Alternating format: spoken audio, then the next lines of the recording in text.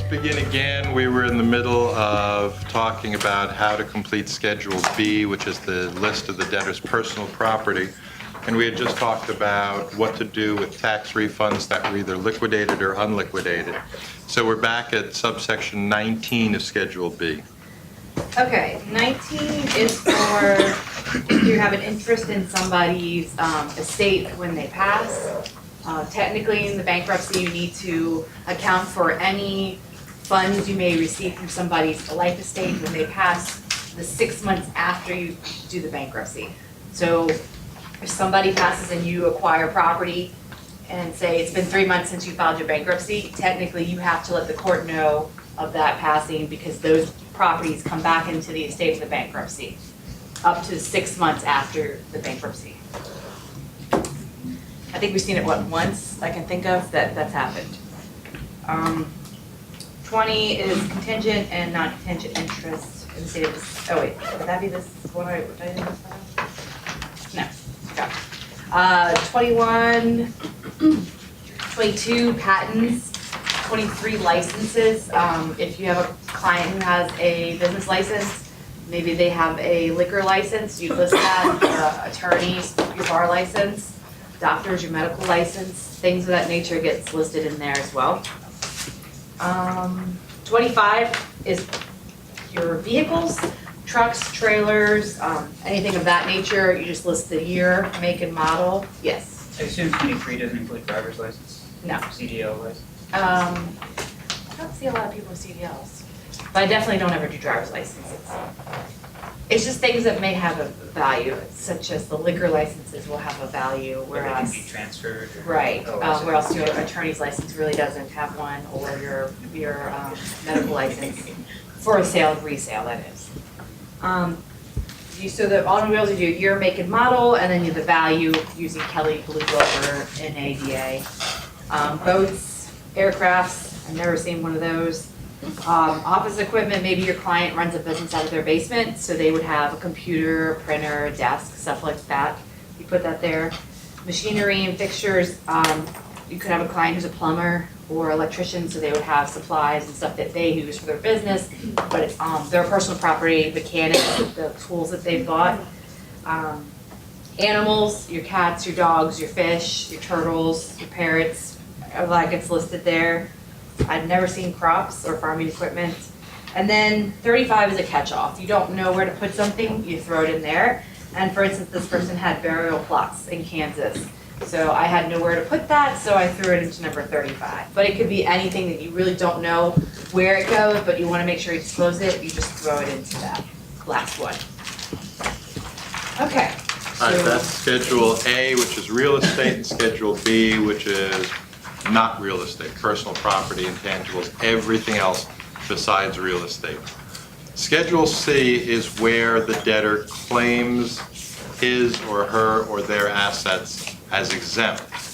So let's talk about the exemptions, because this is where your client's protection really first comes to the forefront. There are in DC 2 possible sets of exemption laws that a debtor may choose. That is fairly unusual because the Bankruptcy Code permits each state to decide whether or not, for bankruptcies that are filed in that state, a debtor is permitted to use a particular set of exemption laws available in the Bankruptcy Code itself or are limited to the state exemption laws. Every state has its own exemption laws, and there is a set of exemptions in the Bankruptcy Code itself under Section 522. In your book, it's on page 27 that shows the different exemptions for the state and the federal if you want to look along. Now, many states, most states, have done what's known as an opt-out. Maryland and Virginia have both opted out. DC has not. An opt-out means that the state has opted out of the availability of the federal exemptions under Section 522 of the Bankruptcy Code and has limited the filers of bankruptcy in that state to just the state exemptions. DC has not done this.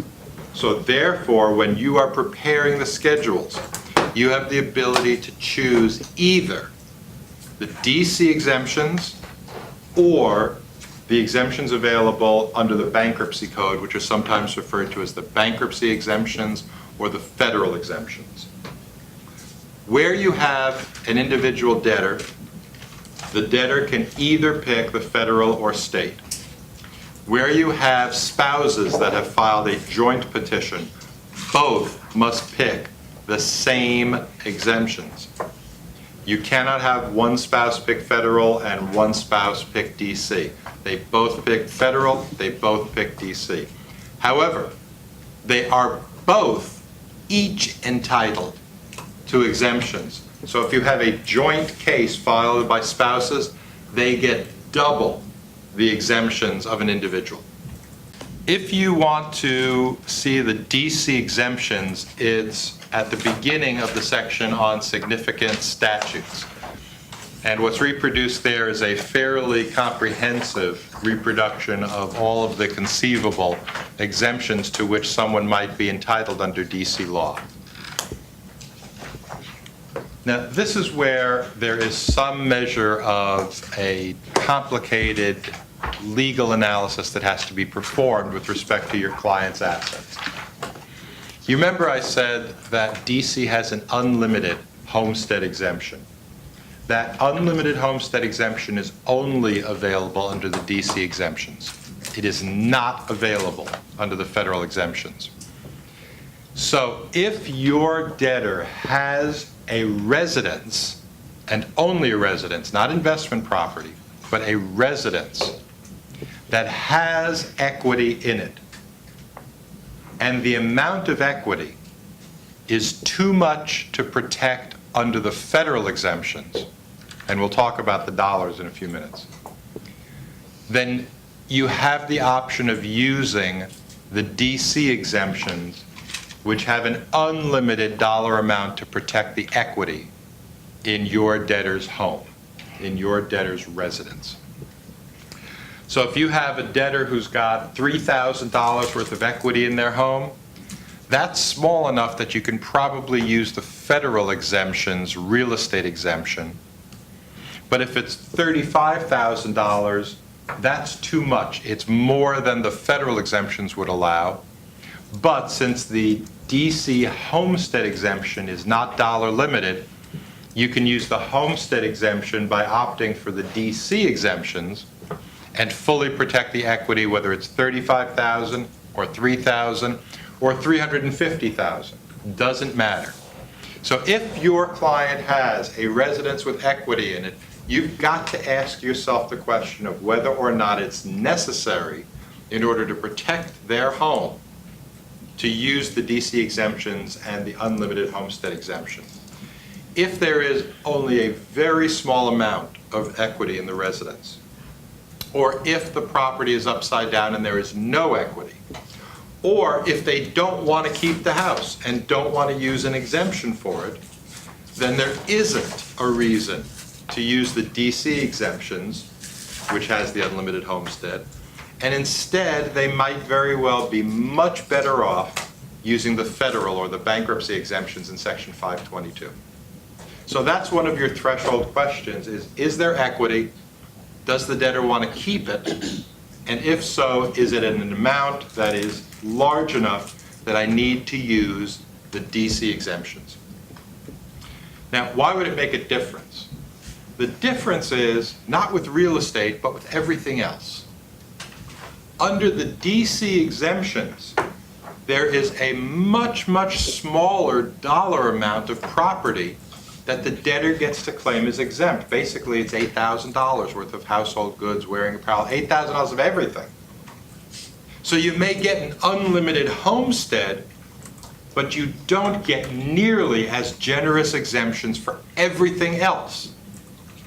So if you need to protect real estate, your debtor may, in fact, be at risk of not being able to exempt some of the other stuff that the debtor owns, like a savings account or, excess property, personal property that can't fit into the very limited dollar amount of DC exemptions.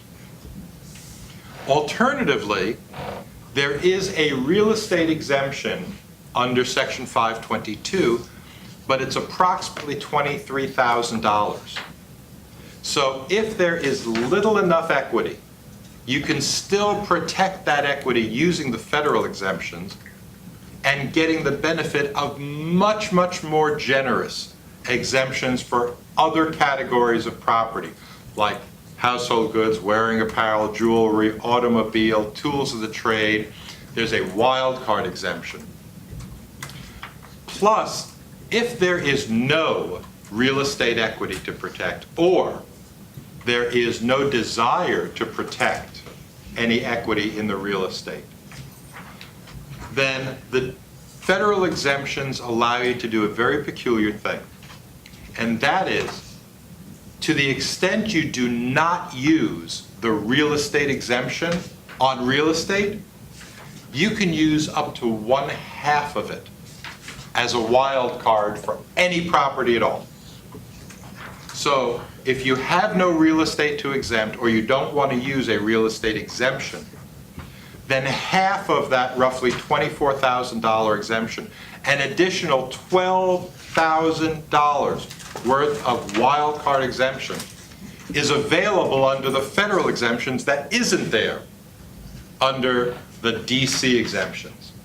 On top of which, while there's $8,000 of total property that's available under DC, in the federal exemptions, there's $8,000 of household goods. There's several $1,000s for a car in addition to that. There's money available, there's an exemption available for the value of tools of the trade. There are other exemptions which pile on and pile on and pile on under the federal exemptions. So when you compare the two, other than for real estate, for residential equity exemption, the federal exemptions are much more generous, and you are much, much more likely to be able to find a category of exemption into which your Chapter 7 debtors' assets will all fit. It's extremely rare nowadays that an individual debtor who chooses the federal exemptions has any personal property at risk when they don't use the federal exemption for real estate. Yes? With the real estate exemption and the wild card, is that half of what's left after you use it, or is it Yes. kind of? Half of the unused portion. So If you don't use it at all, you get half of the total. If there's $5,000 of equity in the property, you can use $5,000 of the real estate exemption, and half of what's unused is available as a wild card. If you use up all the real estate exemption, there's nothing left over to use as a wild card. For a lot of people, for anybody who rents, for example, there's no reason to use the DC exemption because it's much more generous to use the personal property exemption under the federal. But if your client has real estate that is their residence and it has more equity than you can protect under the federal, look at using the DC exemption, even if it means losing a $2,000 savings account because they're over the more limited DC exemption. They could be saving $200,000 of equity in their home in exchange for sacrificing a $2,000 savings account. So that's the analysis that you have to do. It's math, it's legal, because you have to judge what's going to fit into what category of exemption and see whether or not you're going to have any left over. Yes? Can you split exemptions? What do you mean? I don't know the exemption, so I'm just going to make one off the Please. top of my head. There's a $5,000 exemption for cars. Right. You have a $5,000 car and a $6,000 car. Can you Right. exempt $2,500 of each of them? You can do that, or what you can do is you can exempt one car for $5,000 and use the wild card for Well, the I'm $6,000. assuming you don't have any other exemptions you can apply to it. Yeah. So you can do that. The other thing you can do is, let's say there's a $5,000 exemption for a car and you have a car worth $7,000. Under the automobile exemption, you could only protect $5,000 out of the $7,000 of value. That means that there's $2,000 that hasn't yet been protected. You can stack exemptions so that your $7,000 car is protected first by the $5,000 automobile exemption, and the other $2,000 is protected by the wild card. So you can do that if you have assets that exceed a particular exemption amount. That wild card can be used to exempt the excess portion of other assets. So if your debtor has tools of the trade because they are a carpenter, and the value of those tools is $4,000 and the exemption is only $1,800, the excess portion can be stacked with the exemption wild card, and therefore all of it is exempt. So, Schedule C, after listing all of the debtor's assets in Schedule A, which is real estate, and B, which is personal property, Schedule C is where you claim exemptions. And you'll see at the very top left, under Schedule C, there are two boxes, 11 U.S.C. 522b2 or 522b3. 11 U.S.C. 522b2 means you are using the federal exemptions. 522b3 means you are using the state exemptions. Now, in this case, this debtor needed to use the DC exemptions. So therefore, the box indicating B3, the state exemptions, is what's checked. And if you look down the list of exempt property in Schedule C, you will see that the description of the property should match everything that's in A and B. The law needs to be specified so that everybody knows what section of the applicable law you are using, because these are, with the exception of the homestead, dollar limited. So somebody is going to literally, the trustee is literally going to sit there and add up the dollar amount of the assets you are claiming exempt under one portion of the exemptions or another. If you exceed it and you haven't claimed the excess as exempt, the trustee has the right to grab that excess non-exempt property and sell it. The value of the exemption and the value of the property, typically these are exactly the same, because the amount of the property that's being exempt is the amount of the property value. So you want to exempt the full value of every asset so that the trustee doesn't come along and say, okay, you have a car worth $3,000, you're only using $1,000 of your exemption, therefore $2,000 of it is not exempt, even though you have an exemption of $5,000 available. So you need to make sure you are exempting the full value of every conceivable asset. Now here in real estate, you'll see the value of the exemption is $192,000 and the value of the property is $597,000. That's because it's an unlimited homestead, but there's a mortgage. So the value of the exemption is not the full value of the property, it's only the equity. So the property may have a particular value, but you're only exempting the equity. You cannot claim an exemption in something which is subject to a lien or a mortgage or a security interest. You gave away that property as collateral. So technically you don't own it and can't claim it as exempt. You can only claim the equity, the unencumbered portion of an asset, as an exempt asset. So the DC code provides a number of categories and dollar amounts for property that can be claimed as exempt. Schedule C is where you claim it as exempt. Okay, if you turn from this Schedule C, you'll see another Schedule B. This is simply another example of what a Schedule B would look like. In this case, it's a debtor that has, for example, 4 different vehicles. And you'll see, if you turn the page to the next Schedule C, this is an example of the federal or bankruptcy exemptions being used. And the first thing you notice is the box in the upper left place is 522b2. That means that this debtor has opted to use the federal exemptions. Same thing. The description of the property in the Schedule C property claimed exempt is the same as the Schedule B personal property. Everything that's listed on B is identified also in C and claimed exempt. And if you go down the list, you'll see every exemption is for the full amount of the asset. That's the 3rd and 4th column. Okay, if you take a look towards the bottom, the second item up is boats, motors, and accessories. You'll see there's a reference to 11 U.S.C. Section 522 D1. D1 is the real estate exemption. Now you'll notice there is no exemption claimed here for real estate. Therefore, the entire real estate exemption is subject to that unused wild card rule. So there is thousands of dollars of extra exemptions available to this person because they're not using any real estate exemption. And here, they chose to use the unused portion of, or half of the unused portion of the real estate exemption to protect 2 boats. And again, the full value of those boats was claimed exempt by using 1/2 of the unused real estate as a wild card. Okay, so we have Schedule A, which is real estate, Schedule B, which is personal property, and Schedule C, which is property claimed as exempt. And I'm going to be repeating these over and over and over again until you're sick of hearing them, until you start repeating them to yourself as you're falling asleep. Schedule A is real property, Schedule B is personal property, so that you know it intuitively. Yes? So what happens if you have a car that's worth, let's say, $13,000, and you can only exempt $5,000 worth of it, and you have no other wild cards? Like, does the trustee get to sell it and then give you back $5,000? Yes.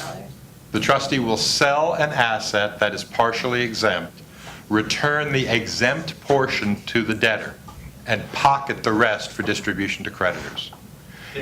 Doesn't the trustee, does he take into consideration whether it's, I mean, sure it says blue book value, but does he take into consideration what he can really get for it after cost Yes. of?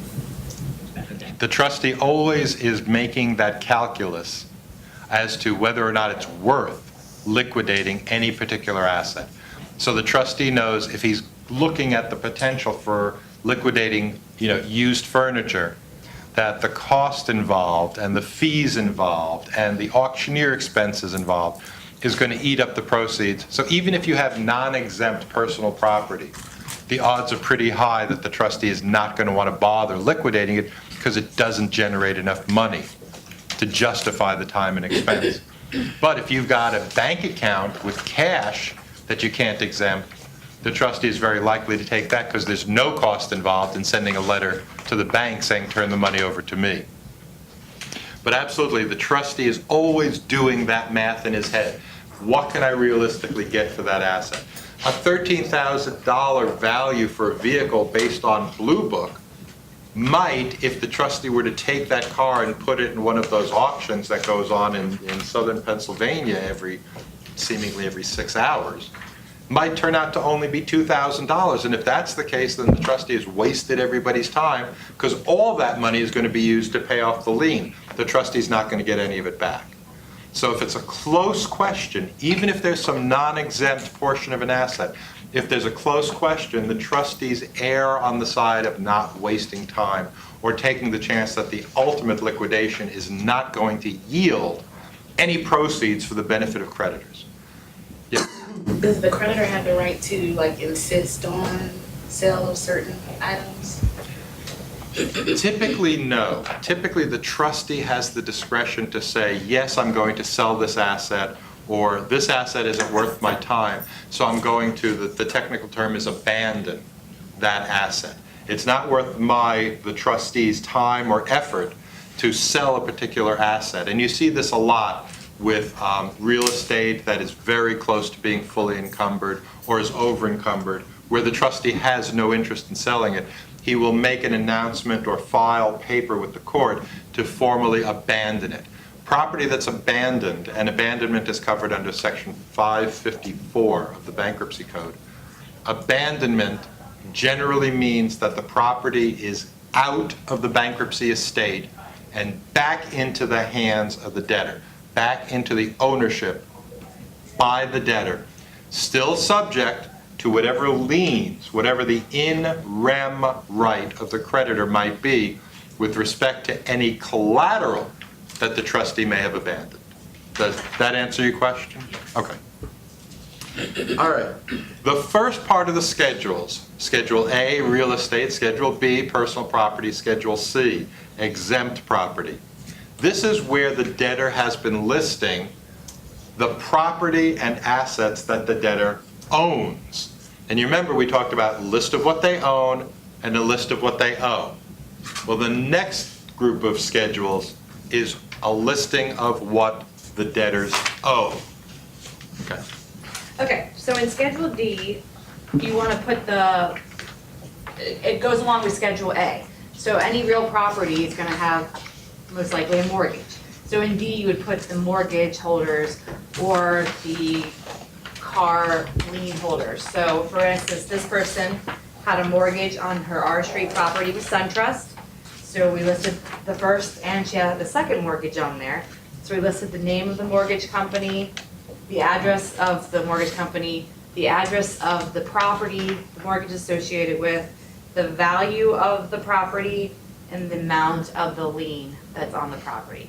So for instance, for hers, she had a first and second at her R Street place, and she also had a vehicle, with 2009 vehicle with VW credit. Now, we're gonna talk about the software real quick, because it tells you how to.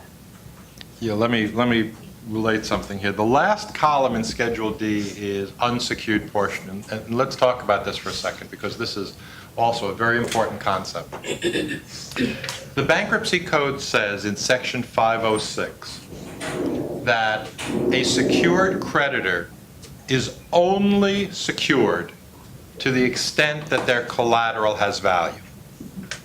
And that seems almost tautological. If the collateral is worthless, then the creditor is not deemed to have any security. And if the creditor doesn't have any security, then it's considered an unsecured creditor. How does this work in reality? Okay, let's say you've got a property that's worth $150,000, and there is a mortgage against it for $200,000. Now, clearly, the holder of that $200,000 mortgage claim has a secured claim, but its collateral is only worth $150,000. Therefore, the collateral is worth less than the amount of the secured claim.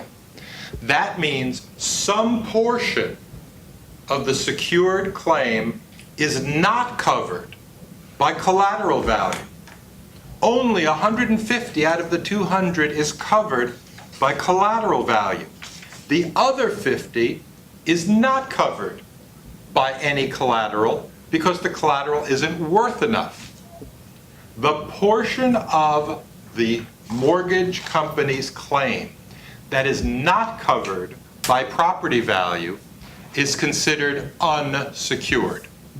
Even though they hold a mortgage, for bankruptcy purposes, it is considered an unsecured claim. You hear about bifurcation of claims in bankruptcy. That's what Section 506 recognizes, that a creditor whose collateral is not worth enough to fully pay their debt is, to some extent, an unsecured creditor. So in our example, $200,000 mortgage, $150,000 value, the difference is an unsecured claim for $50,000. So for bankruptcy purposes, the secured creditor has a secured claim for $150,000 and an unsecured claim for $50,000. So in this case, the Schedule D would say the name of the creditor, the identification of the collateral, the value is $150,000, the claim is $200,000, and the unsecured portion is $50,000. All right, let's talk about specifically what this Schedule D says. This property, 1210 R Street, is worth $413,000. The first mortgage in favor of SunTrust has a balance due of $376,000. That means that the collateral is worth more than the amount of that debt. Therefore, there is collateral value to completely satisfy the mortgage against it. And therefore, there is no unsecured portion on that first mortgage. So you see, the value is $413,000, the claim is $376,000, Therefore, there is no unsecured portion. Now, there's a second mortgage on this property, also coincidentally held by SunTrust. The second mortgage is for $56,000. Well, we know that there's a first mortgage for $376,000, and that would consume $376,000 worth of the value of the property in order to satisfy that first mortgage claim. But there is still some collateral value left after you would pay off, hypothetically, that first mortgage. How much is left over? Approximately $40,000. That $40,000 is available to pay the second mortgage. But in that case, the mortgage claim is $56,000, but there's only $40,000 of value remaining. So with respect to the second mortgage, there is some portion for which there is not enough collateral value to cover it. To that extent, there is an unsecured portion of the second mortgage. So you see here, the second line is SunTrust. It says second mortgage in the middle column. The same collateral, same value, $413,000. The amount of the claim for the second mortgage is $56,000. But because there's a first mortgage which consumes so much of the value of the property, there isn't enough value left to fully pay the second. So some portion of the second remains unsecured. And that $19,000 is the math result from the computation of how much is left unpaid of the second mortgage. And that's what goes into that column. If you go down and look at the VW credit entry, the car is worth $10,000, the claim is $8,000. So the claim is less than the amount of the value of the property. That means there is enough value in that car to fully pay off the secured claim, so there is no unsecured claim left over. Okay? So that's why there's a column that says unsecured portion. Yes? I just have a question about how you get to that point. Is that Yes. just a bank making a poor choice in investment? Yes. And for example, you see this a lot, especially now, because banks were happy to make second and third mortgages when real estate values were skyrocketing in 2006 and 7 and really into 8. And so property values went up and huge equity cushions were created, and people would borrow against them and were aggressively encouraged and sold mortgage products so that they could take their cash out and invest it in other real estate or something else. And then, of course, the bubble burst. And the property values, which were so high in the first instance when there was plenty of equity for the lenders to lend against, now that property value has come back down. And suddenly the junior mortgages are exposed to a condition where the property has dropped so much in value that they are exposed to an unsecured portion. Yeah. And anytime there's an unsecured portion, is that a time when you want to say, like, you don't want to keep the house, or you might Well, not then wanna- you're upside down. That's Okay. when you hear reference to someone being upside down in their house, it means that the mortgages exceed the value of the property. Now, every time you make a mortgage payment, instead of increasing your equity, all you're doing is reducing the amount by which you're underwater. That's the point at which some people say, you know what, I'm throwing my money away if all I'm doing is reducing my loss. I would rather take my money and put it somewhere where I'm increasing my gain. The problem is that people say, oh my God, I'm underwater. The point is, for most people, it doesn't matter. It's still their home. It's still where they live. Property values, as they have, may go back up, and suddenly there may be equity in that property again. But everybody goes, oh my God, I'm paying a mortgage and I'm upside down in this property. I'm going to walk away. I'm going to do a short sale. I'm going to let them foreclose. That's crazy. It's still your home. There's still a cost of home ownership. You pay it, you get to retain your property. The fact that you may be in a profit or a loss scenario is only important if you're actually selling. Otherwise, it's purely a hypothetical profit or a hypothetical loss. So when you hear all this talk about 40 million homeowners are underwater, it doesn't matter until they try to sell. The mere fact that they may be underwater is meaningless because they still have a mortgage obligation to pay and they still have a home that they're buying subject to the mortgage. So don't let the statistic of how many people are underwater be consequential to you, because unless you're trying to sell that property, it doesn't matter. It's like if you own stock in some company on the stock market, and you pay $100 for the stock, and the next day the stock goes down to $80. You've lost $20. Well, you haven't really lost $20 unless you sell. If you don't sell, yes, on paper, you're down $20, but if you wait a week, maybe it goes to $150. Now, on paper, you've made a $50 profit. But so what? Because you haven't sold it to realize that profit.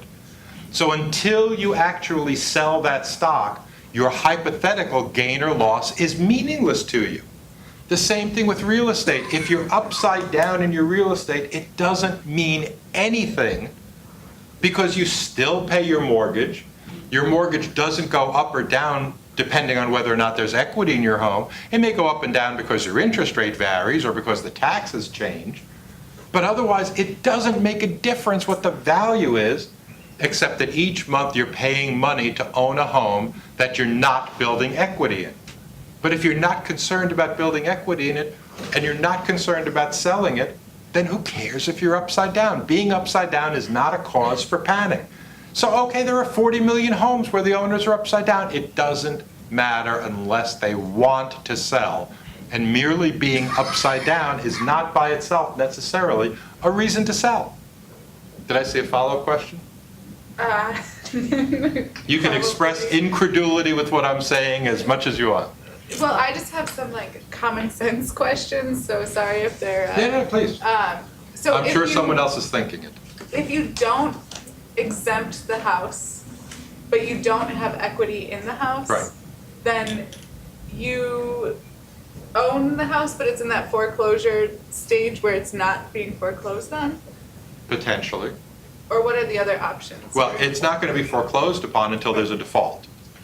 Okay. So if somebody continues to pay for their home and it's underwater, all that means is that there's no equity to protect, they don't have to use the DC exemption, they can use the more generous federal exemption, and if they want to retain the house, just continue to make the payments.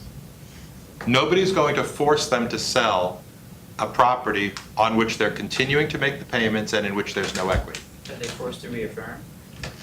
It depends on the lender. Most home mortgages are not subject to mandatory reaffirmation.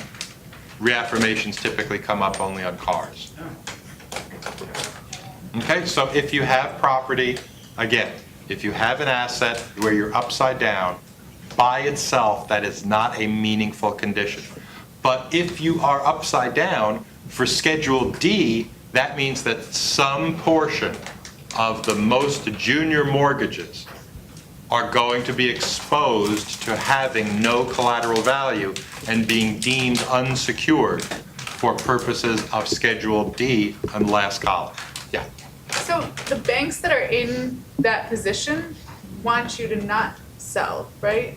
Well, if you sell, then they will realize their loss. Yeah. As long as you continue to pay the mortgage, they don't have a loss on that second mortgage to realize. They continue to get paid on that second mortgage through your monthly payments.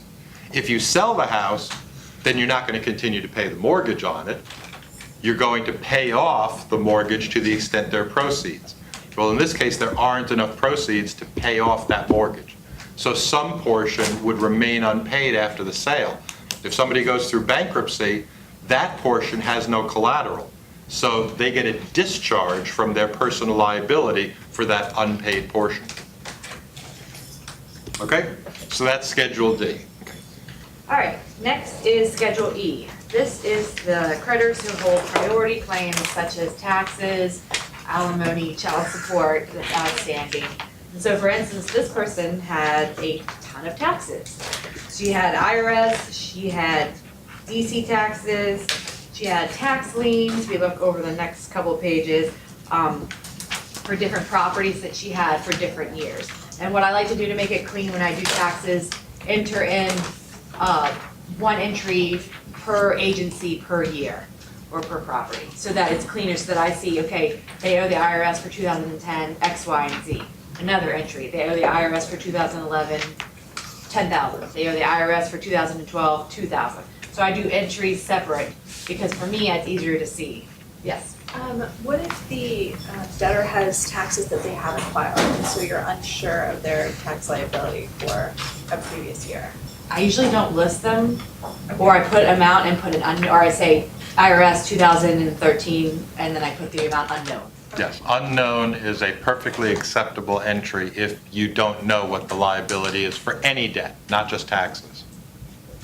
But you want to make sure you put all the taxes, property taxes, IRS, state, child support, alimony, all goes into here. Okay? All right. And then Schedule F is all your unsecured. So these are your credit cards, your payday loans, your medical bills, anything that's at collections, loans from private people such as a family member, loans from companies, overdraft fees, everything and anything that doesn't go into a secured or priority goes into Schedule F. And you list the name of the creditor, you list the address, and then I usually put the last couple of digits if I know the account number, and then the type of claim it is, and then the amount of the claim. So if you look through here, she has 4 pages of creditors. Quite a bit with water and sewer, maybe Verizon, maybe Potomac Edison, cable companies, you name it, it all goes into here. Yes. Are the not dischargeable debts that we discussed earlier, are they considered priority, or does it vary by the type? It varies by the type, and the fact that a debt is non-dischargeable does not affect your obligation to list it. So even though a student loan claim may survive bankruptcy, doesn't mean it isn't part of the bankruptcy list of creditors. A lot of people make that mistake because they say, well, it's going to survive bankruptcy anyway. The point is, if there's any money to be distributed to creditors through the bankruptcy, then you want to make sure that that student loan is included, so at least it's partially paid down. So every creditor has to be listed somewhere on D, E, or F. The fact that it may be non-dischargeable does not have any effect on its priority. Priority claims are determined based on Section 507, which defines which claims are entitled to priority, and that has nothing to do with dischargeability. And student loans would go in Schedule F, just like any other creditor out there. So, Schedule D is secured claims, Schedule E is priority claims, Schedule F is non-priority, unsecured claims. And Schedule F is a good place to put anybody you don't know exactly what kind of claim it is, whether it's priority or not, or whether it's secured or not. You're never going to go wrong making a disclosure, even if your categorization is erroneous. Disclose, disclose, disclose. Did I see another question? Oh, I was just more wondering if, more from a theoretical standpoint, if you put student loans on here, say you don't have a lawyer and you're doing it yourself. Right. You list the student loan debt. At what point do you find out after discharge, hey, I still have to pay this off? Or like, is there like a formal process where after the fact where they just say, hey, They'll start sending you bills again after the case is over. And probably they'll send you a bill saying you're now 6 months in default, and somebody has to call them up and say, look, I was in bankruptcy during this period of time. I was protected by the automatic stay. Your claim may have survived bankruptcy, but it doesn't change the fact I was in bankruptcy.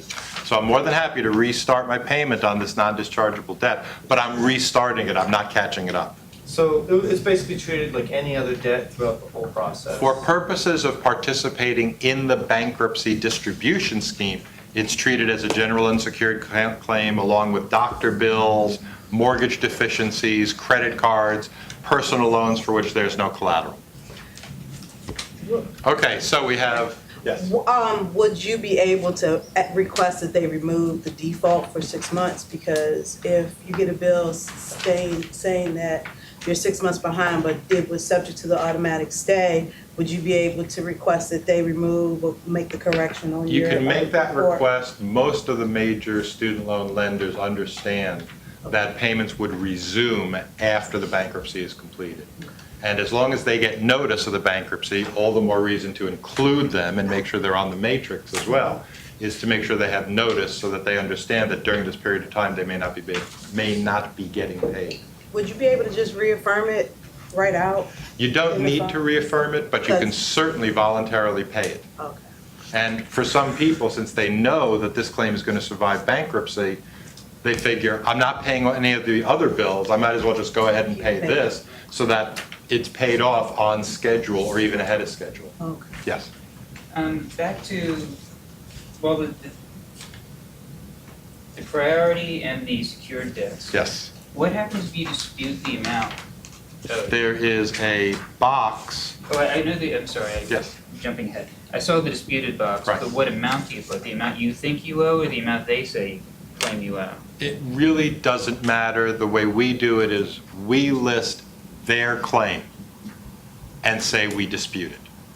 So we wouldn't put down the amount that we believe the debt is. We would put down the amount that they assert that we owe, because that's what we dispute. Because if you put down the amount that you think you owe, It's an admission. then it's not so much an admission, but it's not disputed. What's disputed is the amount that they claim. So we would list their claim and the fact that we disputed it. Okay, so we have Schedule A, real estate, Schedule B, personal property, Schedule C, exempt property, Schedule D, secured debt, Schedule E, priority claims, and Schedule F, unsecured, non-priority claims. Schedules A through F. All right, Schedule G is contracts and unexpired leases. And in this example that I gave you guys, this was a person who lived on a farm and he had a contract with the farm owners to take care of the property since the farmers don't live there, they live here. So he had a contract with the debtor to manage the farm. So I listed that and you'd put his name here, but I took it out obviously for confidential reasons. And then another type of contract or lease would go in here is if you lease a vehicle instead of own one, you put, say you have a Mercedes, you put whoever the lease is with, the property that they have, and usually the amount or the terms of the lease go on here too. Could also be for people who rent as well. Yeah, residential leases would go on here except month to month. A month to month technically isn't an unexpired lease. And also employment contracts. So, for example, we've had a couple of World Bank employees who've needed to file bankruptcy for one reason or another, and they're all on year-to-year contracts, or they're on contracts where they're hired for a specific task on a contract basis. Employment contracts would go in Schedule G as well. And then next is co-debtors, which is Schedule H. And for instance, in this one, this was a debtor and she also had a revocable trust. So the debts were in her name and the trust's name.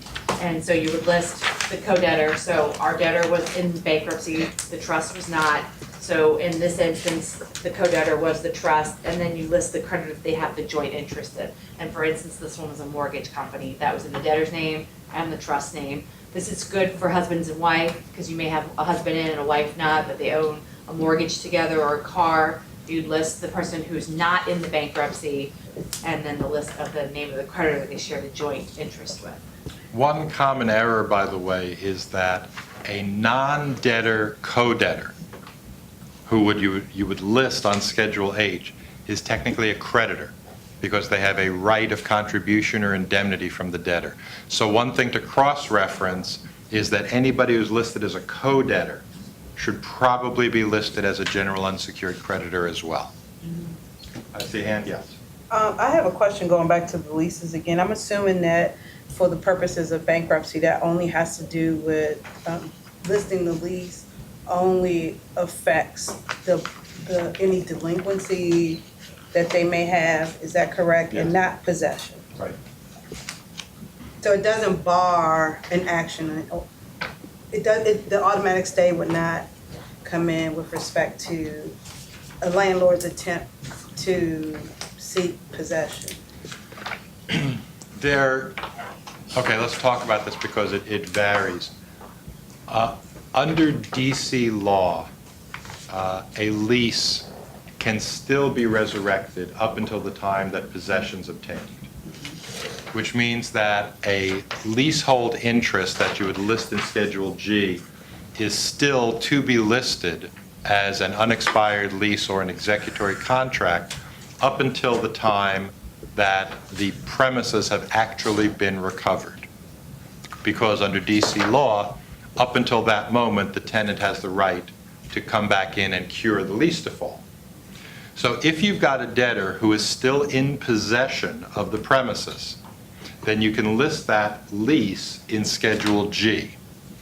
The automatic stay typically prevents a commercial tenant from being evicted as long as the commercial tenant remains in possession.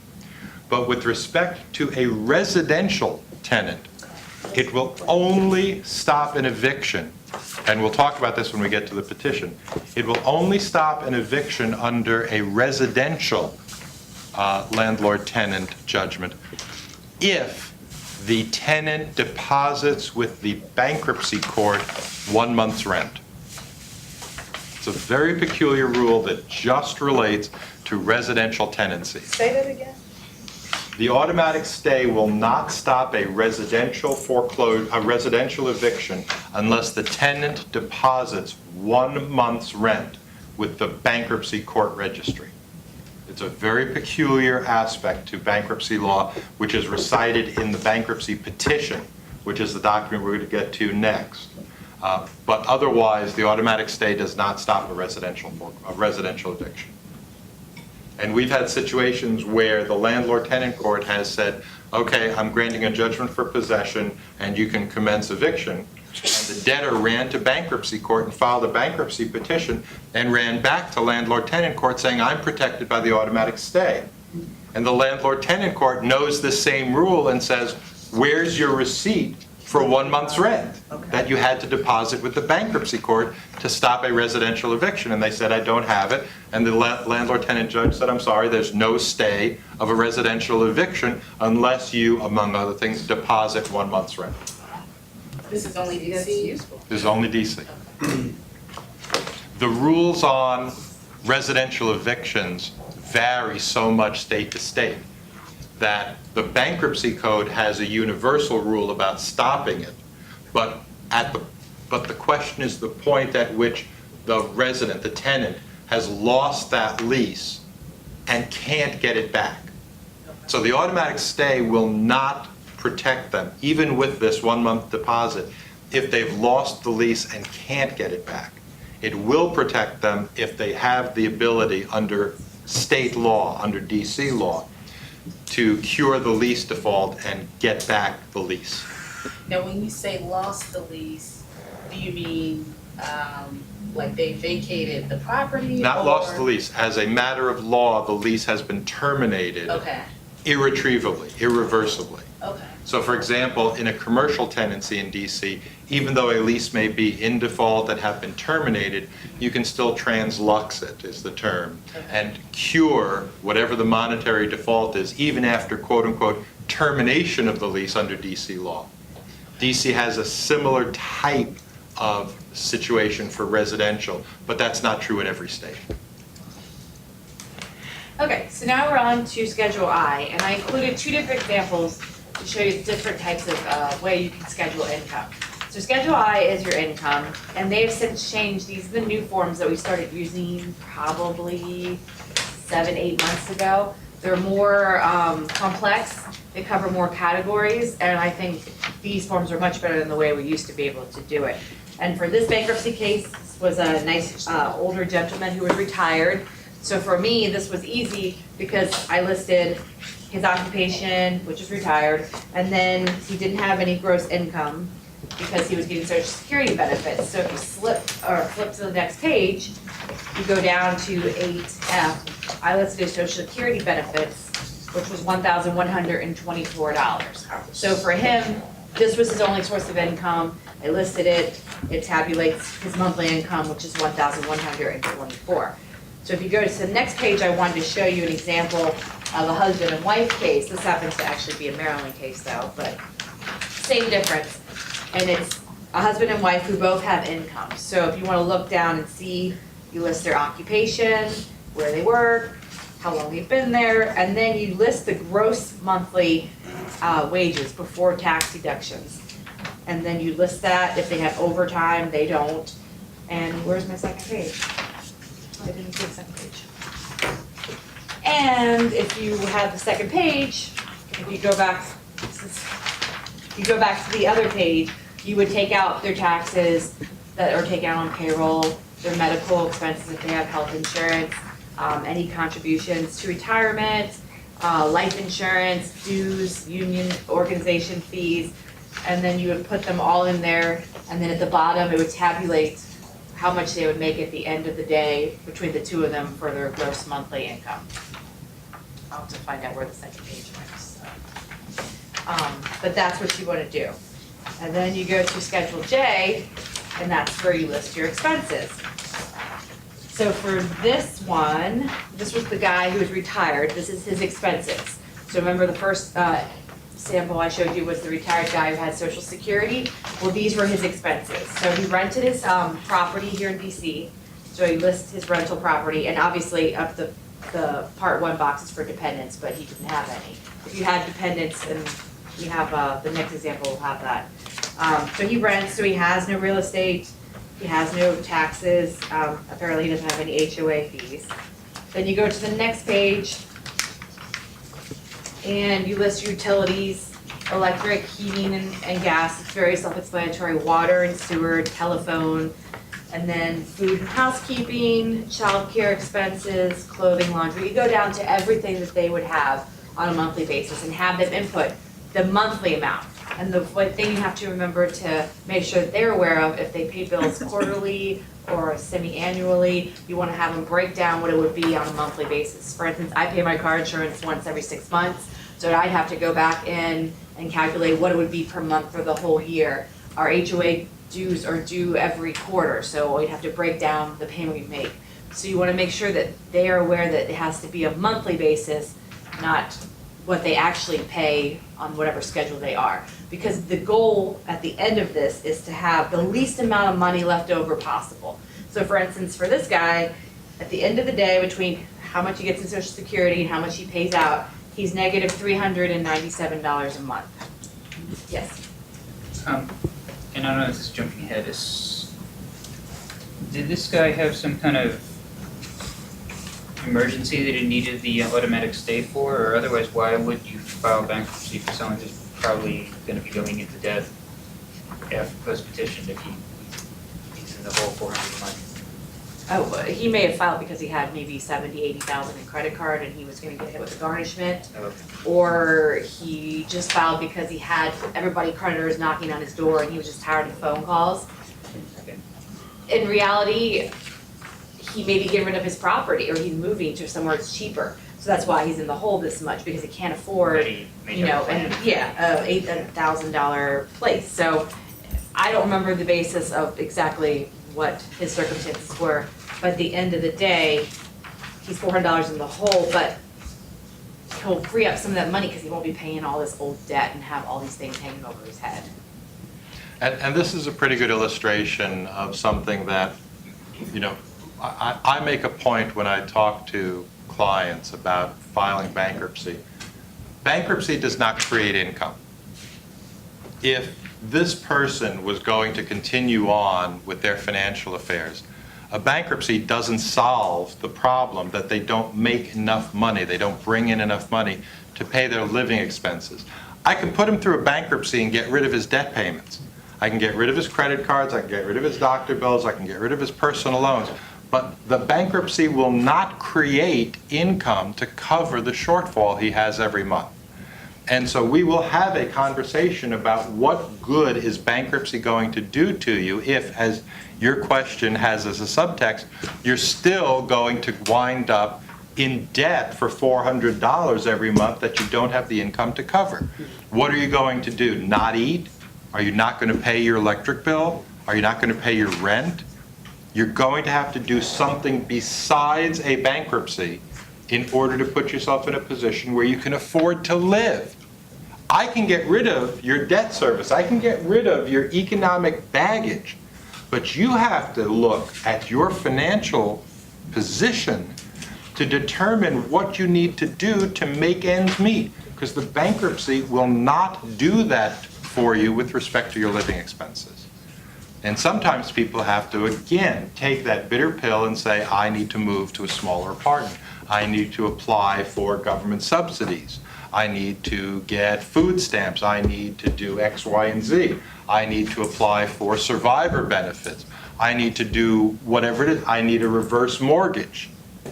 These are the things that people may have to do above and beyond dealing with the financial exigencies that are pushing them into bankruptcy. If they are still incapable of keeping their financial affairs in order, they need to do something else. Are these things that come up within the financial counseling piece? Yes. Okay. Yes. We talk about it, and they will also get information typically in the second course about ways to enhance and protect and maximize the impact of the cash flow that they do have. Okay. And that's one of the reasons why people say, wow, I never thought of doing X, Y, and Z. You know, something like one of our clients said that in their financial management course, and I think it was by the Mesquite Group, that one of the suggestions was that you pay half of your mortgage monthly payment early, and you pay the other half on time. And the result of that is that over the life of a 30-year mortgage, you knock off a year's worth of mortgage payments, simply because you have accelerated half your mortgage payments, which reduces the amount of accrued interest because it reduces the balance by that amount of principal by half a month. And when you stretch that out over 30 years, it knocks off a huge amount over the life of the mortgage. They said they never would have thought of that. They get paid bi-monthly, and so then now they have a payroll deduction for half their mortgage payment out of each bi-monthly paycheck. I don't think that's true. Sorry? Sorry, I'll talk to you like that later. I don't think that's correct. Well, the numbers work out in the law of big numbers, that the earlier you pay principal and reduce the principal, the less interest that accrues. But most mortgages in the US have scheduled interest payments and not daily simple interest. On a student loan, that would be the case, maybe on a car loan. But mortgages, for the same reason that you don't pay extra interest if you pay 5 days after the payment's due, you don't pay extra interest on that. And you don't pay less interest if you pay 5 days before the payment's due. No, it is true. It is true. It actually knocks off 6 years doing the 2 payments. What you're doing is essentially you're paying an extra payment a year.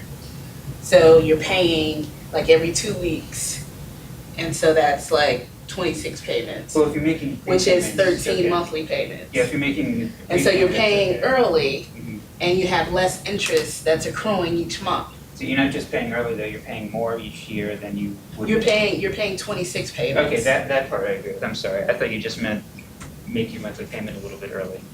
Well, So, I'm sorry, yeah. that's way off the subject. Yeah. Okay. All right, so that's I and J. Okay. So I just included the next page to show when they have dependents, how to list them. We don't put their names for confidential reasons, you just put boy or girl and their age. Sometimes I don't even put age if I can't find out from the client how old their kids are. That's how you would do that. And Before we turn to the statement of financial affairs, a couple of things. First, I want to go back and do the petition, but I want to talk to you for a moment about preparing the paperwork. You heard Leah on Tuesday talk about the availability of bankruptcy software.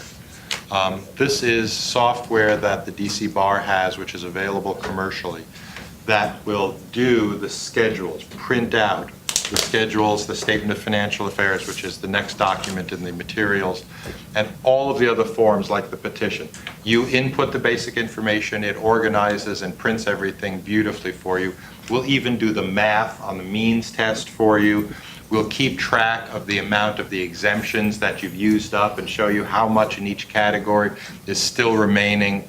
There are several software packages out there. We in the past have used EasyFile. We currently use Best Case. For all of them, you have to buy a license per jurisdiction, plus you have to buy the package by chapter. So you can buy a license to do Chapter 7 in DC, and that costs one thing. But if you want to do 7, 11, and 13 in DC, it costs more. If you want to do 7 in DC and Maryland, it costs more. If you want to do 7, 11, and 13 in DC and Maryland, it costs more. If you want to do 7, 11, and 13 in DC, Maryland, and Virginia, it costs an ungodly amount. I know, because it was the first expense I had when I opened my office. But the software I cannot recommend highly enough, because it does so many of these things for you, like produce a matrix for you in the correct form. It also facilitates electronic filing. You basically tell the software what needs to be filed. It will go and file it, and it will keep track of what has been filed and will tell you what you are still missing. It will keep track of amendments that you've made so that you know. It doesn't tell you what you need to file. Yeah, it does. It tells you, you go back in and it shows you what's been filed and what has yet to be filed. No, mine doesn't do that. When you go back in the second time, you do the initial filing, it goes back in, it doesn't have the same thing over again. Oh, mine doesn't do that. I must have an Okay. outdated version. There is a new version that's come out. Oh, okay, that's probably why I'm like, mine never did that.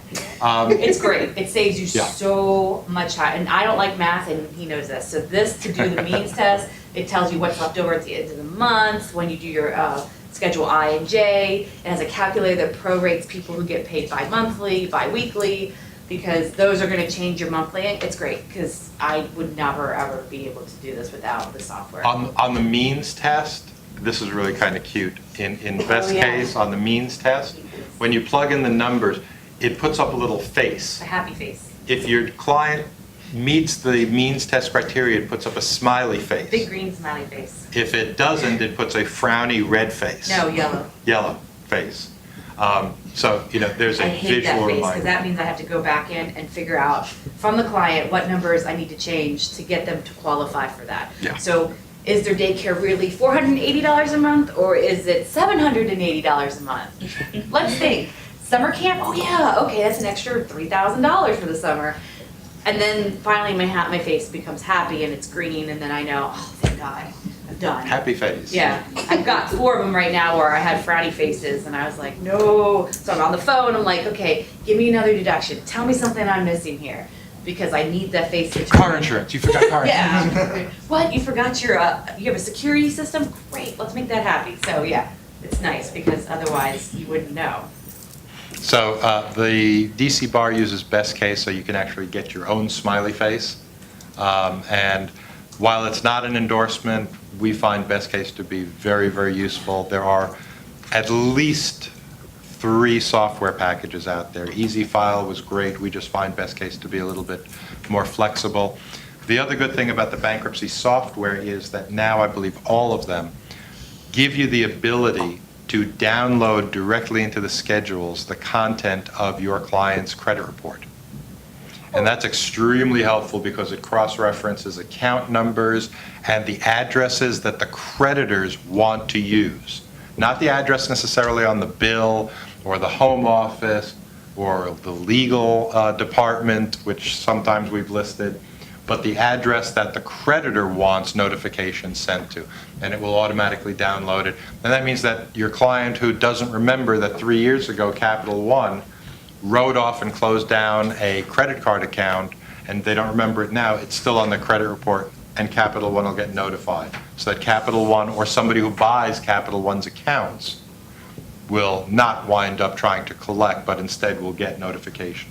Remember, credit reports don't include things like doctor bills and personal loans, but virtually all commercial loans, all public filings, taxes, things like that, all of that is embodied in the credit report, and it's downloadable as a result of using the software. I don't So know it's if I don't know if self-populated. it's free though. It self-populates that. Yeah, I don't know if it's free though. The It's old one not that free. we had was like $35 a credit report, and it would, you'd pay for it, and it has security. They have to come out and make sure that you have a secure location, because it's got social security numbers and account information.